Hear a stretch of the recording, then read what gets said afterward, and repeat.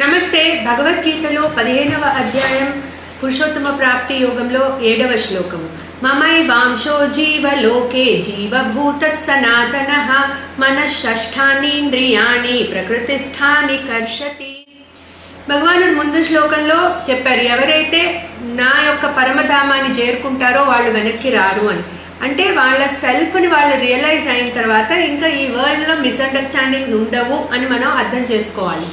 So పరమధామానికి వెళ్ళి మళ్ళీ తిరిగి రారు అంటే ఏంటంటే, ఎప్పుడైతే మనస్సులో ఈ ఇక్కడ ఫిజికల్ రెల్మ్కి సంబంధించిన వాసనలు ఉండవో ఇంకా జన్మలు కూడా ఉండవు అని భగవానుడి ఉద్దేశం.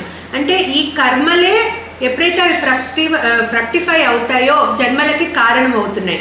సో అదే విషయాన్ని ఇక్కడ చెప్తున్నారు భగవానుడు ఈ శ్లోకంలో.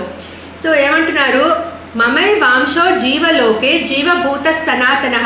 సో సమస్త జీవులలో కూడా సనాతనంగా ఉన్న జీవాత్మ ఏదైతే ఉందో అది నా యొక్క అంశ అని అర్థం చేసుకో అర్జున అని చెప్తున్నారు.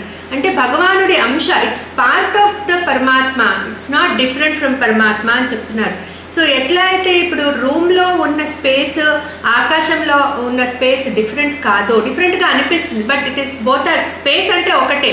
So both are same. అట్లాగే జీవులలో ఉన్న జీవాత్మ పరమాత్మ ఒకటే, బట్ మనకి డిఫరెంట్గా అనిపిస్తున్నాయి. సో అది ఎందుకు డిఫరెంట్గా అనిపిస్తుందో కూడా చెప్తున్నారు.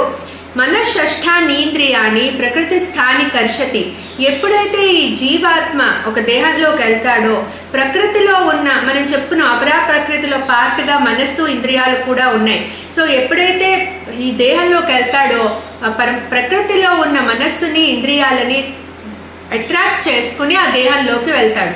సో ఆ దేహంలోకి వెళ్ళిన తర్వాత అతని రియల్ నేచర్ మర్చిపోతున్నాడు. సో ఆ దేహమే తాను అనుకుంటున్నాడు.